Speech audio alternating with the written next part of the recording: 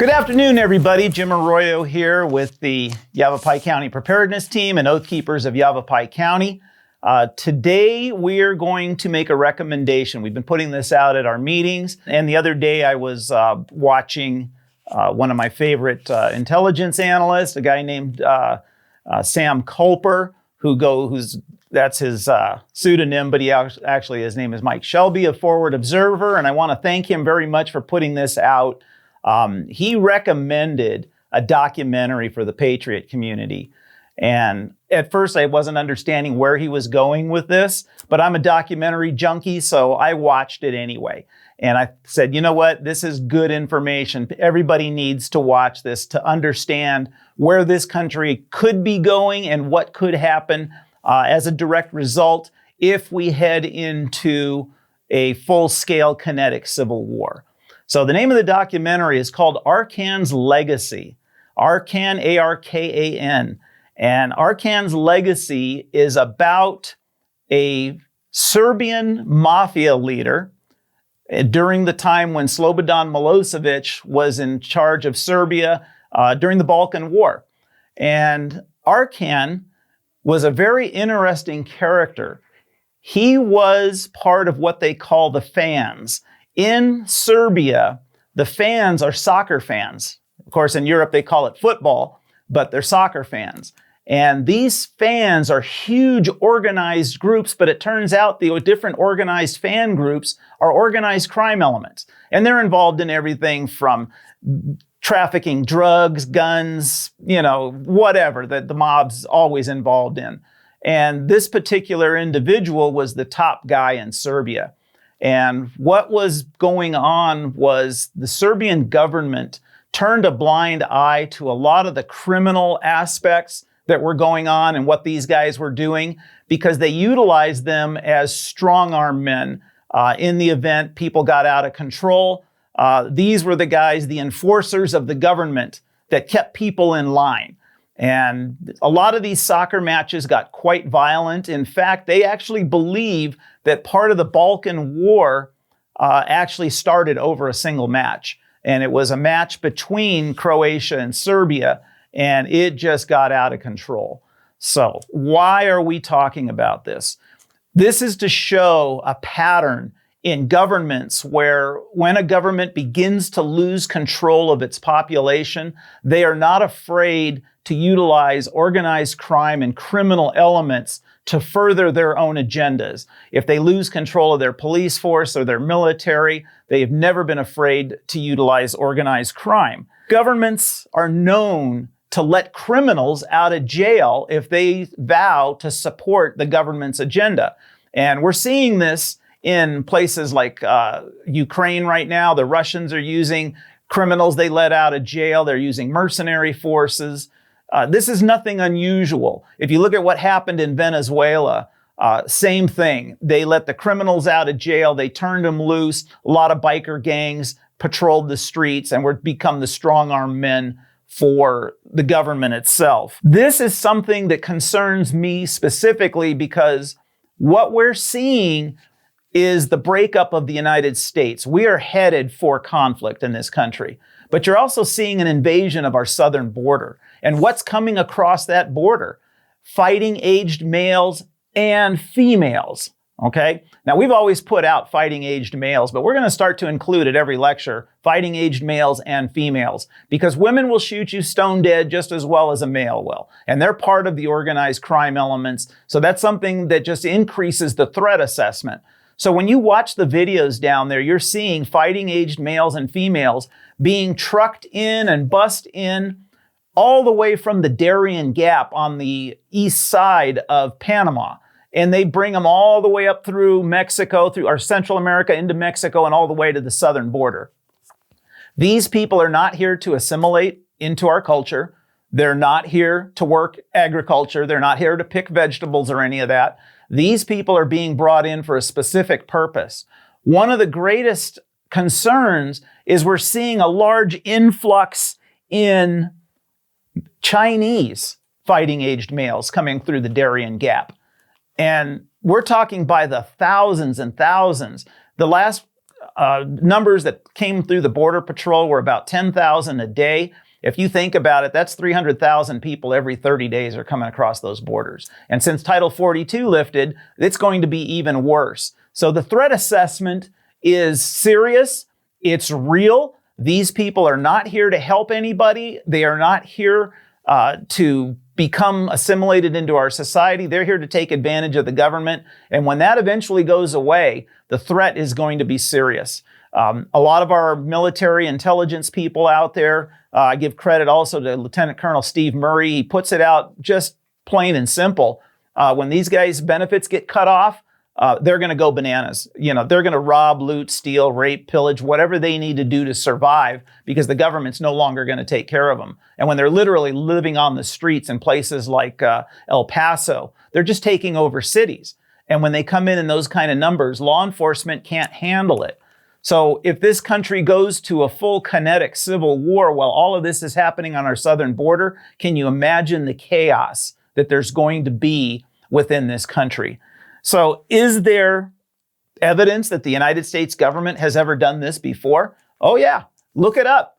If you go back and study World War II, did the United States government not work with the Cosa Nostra, the Italian Mafia? Okay. When they were going to invade Sicily to try to repatriate it and get the Germans out of Sicily, they used the Cosa Nostra. Lucky Luciano worked direct with the United States government and helped set up intelligence because they were all Sicilian and they wanted to know what exactly was going on in Sicily. So it's nothing unusual. This has happened before. The problem with what happened in Serbia was when they went to full-scale war, the government decided, okay, we've got all these soccer fans, which are really organized crime elements, street gangs and thugs, and part of their mafia. We're going to go ahead and arm them and train them and turn them into a military force. Well, Arkan himself became the commander of what was called Arkan's Tigers. It was one of their elite units. And when you watch the documentary, you'll see the whole history of how this evolved. These guys became some of the worst war criminals when they went into Croatia to fight against the Croats and allegedly rescue Serbians that were living in Croatia. But the stories that come from veterans, and I'm very fortunate to, one of my gun customers is a veteran of the Bosnian, Serbian, Croatian conflict. And he told me things that I won't even repeat them of what goes on behind the scenes. But you guys that are military, you know what's going on out there. But this whole thing is designed to maintain control, and it is absolutely going to happen. You can count on it.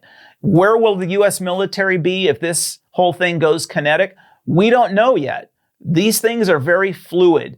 Civil wars are the bloodiest and the nastiest of all wars. This is something that nobody wants to go through. And unfortunately, this is human nature. This is politics. It is just how it's going to happen. Von Clausewitz made a very good statement. And he said, war is politics by other means. So when political things fail, people get upset, economies tend to tank, and then all of a sudden, everything comes apart. And so what we're facing here in this country, further evidence that we're headed for civil war, is we're headed for an economic collapse, a big one. And I want you to just imagine what's going to happen when the US dollar crashes as a direct result of all of the nations that are going to join the BRICS, and they're going to remove the US dollar as the world reserve currency, what was always called the petrodollar. This goes back to the Bretton Woods Agreement back in 1944. So when that happens, that just creates more chaos in the streets. You got to think about all those people that are on EBT cards, that when that gets cut off, they're going to start to get hungry. And hungry people start to lose their minds very quickly. And the threat assessment is going to be unbelievable. The rioting and such you've seen over the years with Antifa and BLM in different areas, those riots will pale in comparison to what it will look like. If you get a chance, another piece of advice, go on to YouTube and look at what happened in South Africa with their riots and how they destroyed entire cities, were just completely trashed. They'd go into major supermarkets or malls and just destroy everything. If we see that on a massive scale, that's not something that can be rebuilt quickly anymore. You're looking at supply chain disruptions, and nobody's going to want to ship things into the United States if everybody's shooting at each other in the streets, or we're rioting and looting and burning businesses. You think about what the end result will be. I can tell you from firsthand experience, I was in Los Angeles during the Rodney King riots. I was downtown when that happened. I've seen what it looks like when people completely lose control and how quickly they can burn cities to the ground. In less than 2 days, they burnt more than 4,000 businesses.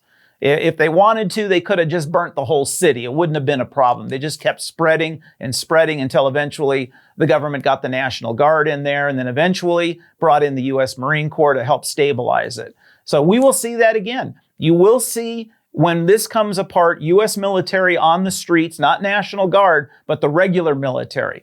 And then you're going to start to see it all start to fragment, and different states will become their own pockets of influence, and people will migrate to those states they want to be, where they feel safe, or they'll go to other states where they think the blue states for the Democrats are going to be safer for them, which they won't. That will be the worst place to be.